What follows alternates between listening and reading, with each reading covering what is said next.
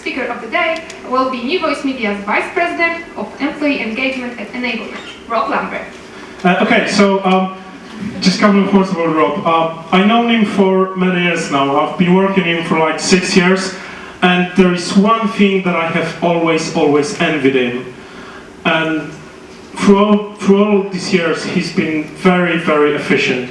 And he's done it all. He's been a tester, he's been a test manager, he's been a development manager, now he's a vice president in HR, and every single role he took, he was always very efficient. And NVM would not be where we are, and we wouldn't be the kind of company we are if it wasn't for Rob. So if there's one person that can teach you about how to be effective at work and how to move your career to the right direction, it's Rob Lambert. Thank you.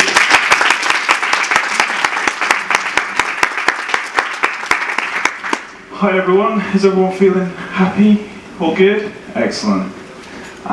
Let me just bring the slides up. Could someone help with the slides, please?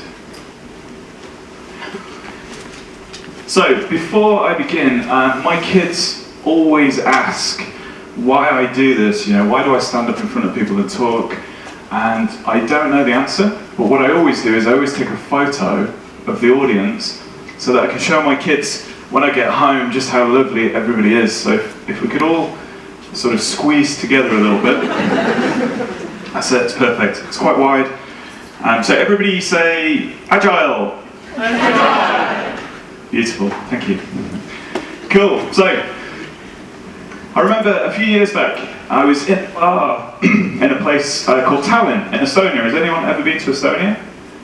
Yeah, very beautiful place, very nice. And the square was very much like the square here in Wrocław. Beautiful place. It was a late evening, I was sat drinking on my own, which is a bit sad. But I was waiting for some colleagues to turn up, and I was having a few drinks. It was a beautiful evening, there were kids playing football in the square. There were some people going for walks, there was families eating out. It was a beautiful scene. I got carried away, sat there drinking on my own. And I had failed to realise that surrounding me in the bar were a group of very loud, very scary looking bikers. It turns out there'd been a biker convention, and I, daydreaming away, was stuck in the middle of this group. But there's a word called Dutch courage. We use a phrase, Dutch courage. Has anyone heard of that? Where you've had probably a little bit too much to drink and you are overwhelmed with some bravery. So I turned around to one of the bikers and I tapped him on the shoulder and he stood up. Now, I'm pretty tall, but this guy was freaking massive. He was at least 12 foot tall. He weighed about 500 pounds. He was the size of a small development team. And he turned around and he looked straight through me and he said, "What?" And in my deepest, manliest voice, I said, "I'd like to buy you a drink, please." It went down well. I was received into the group. I had the right skills at the right time in the right place. And those skills being the ability to drink beer and some money to pay for it. It was a brilliant evening, the hours flew by. I learned about antisocial behaviour, fights, love, loss, epic road trips. It was fabulous. It was a brilliant evening. But then, in the corner of the square, came a sight that made my stomach churn. A rival biker group. My new friend Tigo stood up, and the whole gang turned to face the enemy. The whole square went silent. Right now, in this group, we had to do the bad work that comes with the good work. And that bad work was protecting our right to drink in this bar, on this evening, in this square. It was around this time that I no longer wanted to be part of this group. So I turned to Tigo and I said in my deepest, manliest voice, "I'm going to the toilet now." And I did. And I left the group. And I walked into the bar, I walked past the bar, I walked past the toilet, and I ran away, crying. So I tell this story because I see the same thing happening in our industry at the moment. We have people who are seemingly relevant, they seemingly have the right skills, but when it comes to doing the work that the businesses need them to do, they run away. And why is that? So I think it's because we focus so much on skills alone that we forget that it's more than that. It's about attitudes, it's about beliefs, it's about persistence in the face of obstacles, and it's the relentless pursuit of improvement. And it's the alignment to the purpose. Why do we exist? So, I'm going to introduce you to somebody called Derek. Or apparently the Polish is Derek. Is anyone called Derek? Okay. So there's two. Okay, this could be interesting. Oh, by the way, is anyone in a biker group? Cool, good. I did that at a conference once and about half the audience put their hand up and I was just like, oh my god. So Derek, I'm going to call him Derek, or Derek, let's do Derek. Derek, he's awesome. He's awesome at everything. You've met these sort of people. They are truly awesome. They're brilliant. Their resume just says awesome. They have an ISTQB, an MSD, and a CBOS. You can read all those at WTF and OMG. I added those to at the last minute. There is no certificate that Derek does not have. He gets every single job that he goes for. He is super hireable. He is awesome. Have I said how awesome Derek is? However, when he's in a job though, he gets overlooked. Other people get promoted ahead of Derek. So he quits jobs often. He moves from job to job because he can't get what he wants. He started contracting, but his contracts never really got renewed. He was super hireable, seemingly relevant, had all of the right skills, but he doesn't have the right attitude. Now we've all met these people. I met someone at a conference once, a developer that said, "Stop killing my creativity." Has anyone in here ever said that? Please no. "Stop telling me what to build," he said. He said his product owners were telling him what to build and he didn't like that. He just wanted to build whatever he wanted to build. "Stop killing my creativity." I had somebody say to me once, "Give me 6 months and I'll deliver wow." What is wow? How many companies can afford to give somebody 6 months to go away with the team and deliver wow? Dev is mine. I had someone say this to me at a conference. They said, "I will fight Agile to the death." To the death. Do you think that Agile transition went well? No. It sucks. I had somebody say that to me at a conference once. I met their colleague who works in the same place and they loved it. What's the difference? It's the attitude, it's the behaviours. Has anyone ever heard this? "That's not in my job description." Don't ever say that. But I've had people say, "Not in my job description, not my responsibility." Quitting is trendy. Get yourself on LinkedIn. Have a look at LinkedIn Pulse. Look how many articles are related to how to quit. We are becoming obsessed with seeking out the perfect job that does not exist. Bad work exists everywhere. I had someone say to me at a conference, "I am now on, from this point, refusing to do bad work." Now obviously there's illegal work, there's immoral work, there's work that is not ethical, and I would never encourage anybody to do that work. But the bad work they're talking about is the stuff they just didn't enjoy. The stuff that every company has to do. The work. So if it's not skills, then what is it? I've already mentioned this. This is about behaviours. And I'm going to introduce you to 10 behaviours that over the years I have seen exceptionally effective people demonstrating. You will not demonstrate all 10 of these at the same time. If you do, well, you're a remarkable, awesome human being. But I have never seen anyone do all 10. I've seen people do 3, 4, 5. I've seen some people do just 1 or 2, but with such excellence that it's amazing. So I'm going to introduce 10 behaviours. So number 1, be visibly passionate. That's what VP stands for. I apparently am a VP. I don't quite know what that means, but it means that I have to be visibly passionate, and I am visibly passionate. So show your passion in a positive fashion. I got it to rhyme. So there's far too many people in the industry that are visibly passionate in a negative way. They bring people down. Has anyone ever worked with anyone like that? Yes. Okay, these people are what we call emotional vampires. They suck the life out of you if you spend too much time with them. So an effective employee is visibly passionate. They attract people to them. They attract people to them to solve interesting problems. That's what being visibly passionate means. That's what VP should stand for. So number 2, be aggressively open-minded. I don't like to use the word aggressive at work because it conjures up scenes of fights and aggro and all sorts of arguments. But it's from a guy called Paul Graham. Has anyone heard of Paul Graham? Super smart guy, investor, very, very, very well renowned in the Silicon Valley area. It seems to me that beliefs about the future are so rarely correct that they usually aren't worth the extra rigidity they impose, and that the best strategy is simply to be aggressively open-minded. Instead of trying to point yourself in the right direction, admit you have no idea what the right direction is, and be super sensitive to the winds of change. Now, if that doesn't sound like Agile, I don't know what does. But far too many people have this vision of where they're going to go to. It's good to have a vision, but instead just realize that actually life changes as technology comes along, things evolve, and effective employees, they appreciate that. So, number 3, draw a frame but don't restrain. Come on, it rhymes. It's good. So draw a frame around yourself. So effective employees are a nightmare to write job descriptions for.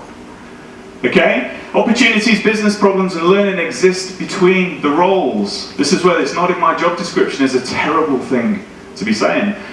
In my experience at Behaviours Media, most of the growth that separated us from all the other businesses happened between job roles, between dev and test. We now have developers and testers. The blurring of the line is really, really sort of close. We have developers that do exploratory testing, and we have testers that are writing unit tests. They're mashing together. We have product owners that are also testers. We've got scrum masters who were testers and now become scrum masters, and the roles are all blending together. And the thing is, the issues, the problems, the challenges exist between the roles. And that's what effective employees do. They say, I am a tester, or I am a scrum master, but there's a problem here, I'll own it. And they expand their job descriptions and their roles. They're a nightmare to write that job description for. Number 4, get smart. It rhymes again, become company smart right from the start. Come on. Okay, so what this means is that you align behind the purpose of the business. This is what effective employees do. They work out very, very, very quickly who's helpful and who's not. Who's good to work with and who isn't.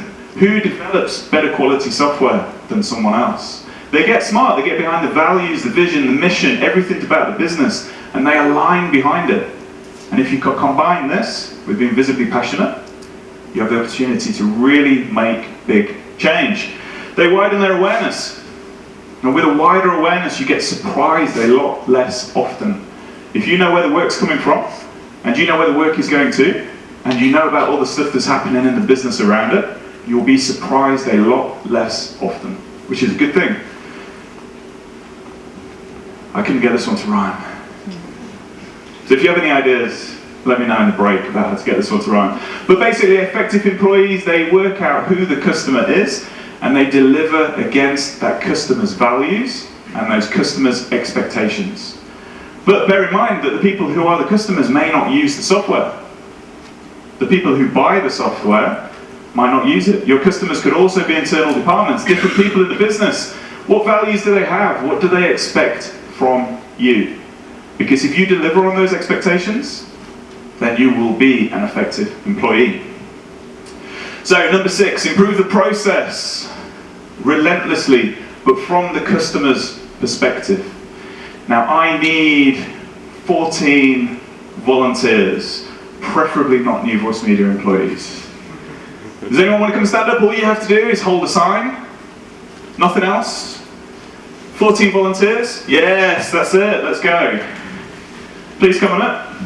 If you could stand in the order of the number on the card, so 1 to 14, if number 1 down this end, and you're number 2, number 3, number 4, thank you very much, number 5, thank you, 6, more. Don't be shy. Maybe we'll have some new Voice Media employees then in the end. Come on, it's fun, I think. Yes, thank you very much. Yes. 2 more. Got through it. Good. 1 more volunteer. Excellent. Thank you very much. So, can anyone see this? Can everyone see this process? Does anyone know what this process is? Anyone hazard a guess? It's kind of like software development lifecycle. It's not. This is the customer support process, or it was at New Voice Media about 5 years ago. Okay, it's not like this now. Okay, trust me. Can anyone see what's wrong with this process? It's too long. It's too long. Exactly. Do you know why the process is this long? And you could consider each one of these essentially a queue, like a Kanban board almost. Think it over, yeah? Do you know why it was created? So it was created because on a Thursday afternoon at 4 o'clock, there was a measurement taken by the management team to work out which departments and which people were doing the most effective work. So you put yourself into the shoes of a customer case, and it's quite a long process, isn't it, to walk it. And the customer case would come in, and you get a tier 1, which was basically acting like a reception. They'd take the call, pass to tier 2, tier 2 waiting, tier 3. If it needed development work, it would go to a waiting dev, and then it'd go into dev, into test accepted. If it failed test, then obviously it'd go back, and then it'd keep going all the way down, all the way here to it's gone live, we're waiting closed, and then closed. Thursday afternoon, 4 o'clock, the case would be bouncing all over the place, literally coming up to 4 o'clock. Well, you don't want it in this queue, because if you've got too many cases, that's not good. So you bounce it to a waiting dev, and you'd be like, whoa, no chance. And you'd bounce it tier 2 and tier 2 to tier 1. The case was going up and down all over the place until the snapshot was taken. And the unfortunate person who had that case in their queue was the one that got told off. Okay? Who suffers in this process? Customers. The customer, exactly. So this is what we did. We mapped this out.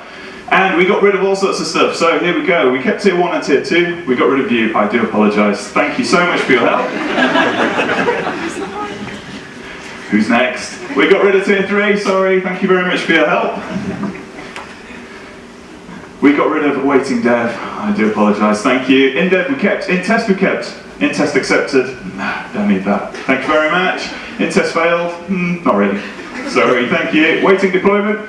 Nah. Thank you. Deployed? Should we keep it? Yeah. Live? Should we keep it? Yeah. Awaiting close? Yes. Closed? Goodbye. Okay. So you can all shuffle up. So now if you put yourself into the shoes of a customer case, it's a lot better, isn't it? So the customer case now only has to go through a few sequences until it goes into production and fixed. Now this is process improvement. And thank you very much for your time, everyone. You can go sit down. Thank you. Dziękuję.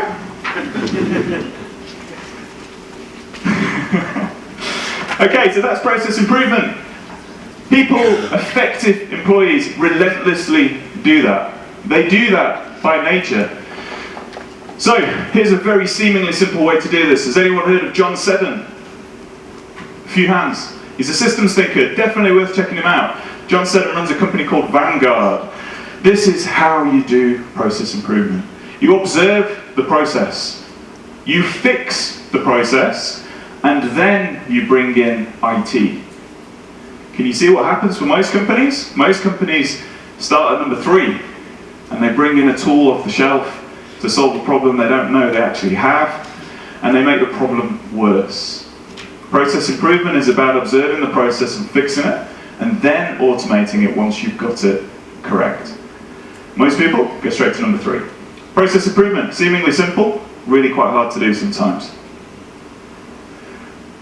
Right, number 7. Has anyone ever had a parcel delivered on the same day that they actually said they were going to deliver the parcel? A few people. Yes. It's remarkable, isn't it, that people, when they say they're going to do something and they do it, that it's a bit of an exception. But effective employees do this. They say, I'm going to do X, and they do it. The definition of done. Who here, honestly, put your hand up, if you're in an Agile team, honestly sticks to the definition of done all the time? Like 3 hands. Okay? Why don't we do it? We've all agreed that the definition of done is a good thing, and yet we don't do it. Effective employees do what they say they're going to do. Integrity is super important. The integrity of how you operate as an individual in a business, it follows you everywhere you go. The networks are a lot smaller now. You used to work with somebody, you're only 2 or 3 people away from those people. LinkedIn, there's not a day goes by where we don't get something from LinkedIn. You used to work with X. Are they an effective employee? Integrity follows you everywhere. Number 8, communicate well. So become uber great and learn how to communicate. There's a few people getting it.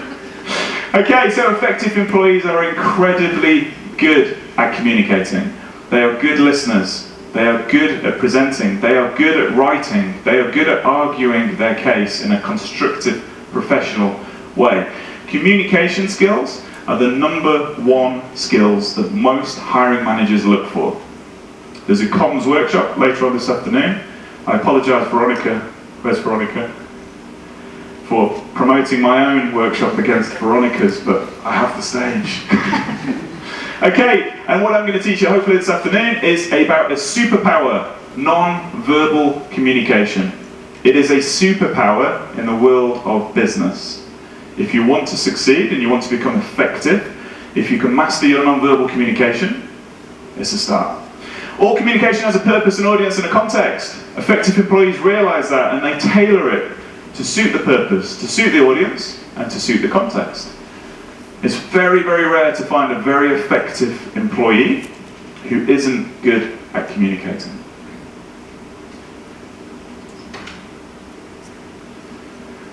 So, number 9, add skills. Skill plus skill plus skill equals value. Has anyone heard of Scott Adams? He's the author of Dilbert. Has everyone heard of Dilbert? Yeah? Scott Adams' book, How to Fail at Almost Everything and Still Win Big, is a really, really good book.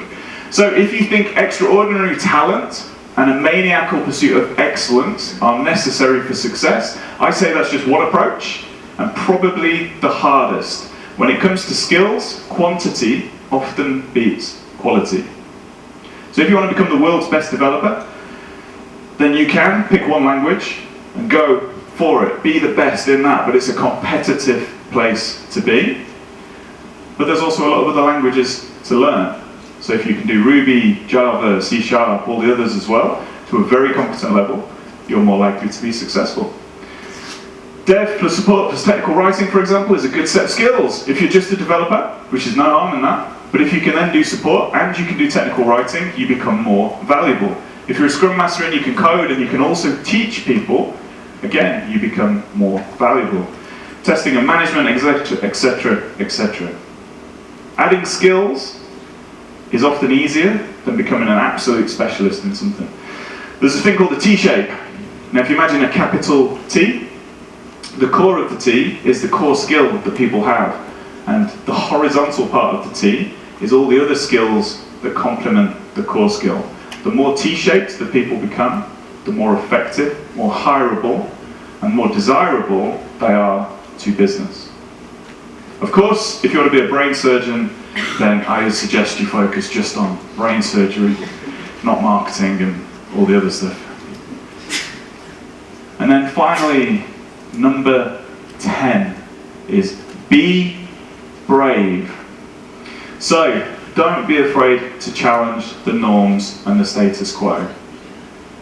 Effective employees are not afraid to challenge when something is wrong. They will ruffle feathers, they will upset people, and in some organisations that is a very bad thing. So please don't go back to your organisation if it is one of those and challenge and then say, well, Rob told me to. Please don't do that. But effective employees, they do challenge the status quo. They do. They're not afraid to try new ways of working. They're not afraid to try different approaches. They're not afraid to challenge people of all levels of an organisation. And effective employees that are brave are sometimes a nightmare to work with, but often quite refreshing. Okay? So, I am way ahead of time, so I am hoping there's a series of questions. If not, we could declare victory and go for coffee again. But I will review the 10 behaviours of effective employees. So number 1, be visibly passionate. So show your passion in a positive fashion. Number 2, be aggressively open-minded. Number 3, draw a frame around yourself but don't be restrained by that praying. Be happy to step out and do other things. Become company smart. Align yourself behind the mission, the goals, and the vision of the business. Number 5, work out who your customers are, because once you can do that, then you can do number 6, that's improve the process relentlessly for your customer, not for your own path of least resistance. Number 7, do what you say you will. If you say to a customer that you will phone them tomorrow, phone them tomorrow. If you tell your manager you will have a report by Friday, have a report. Do what you say you will do. Number 8, communicate. Become great and learn how to communicate. Number 9, add skills. And then number 10, don't be afraid to challenge. Be brave. And with that, I hope that you've enjoyed that. I'm going to open up for questions. So thank you.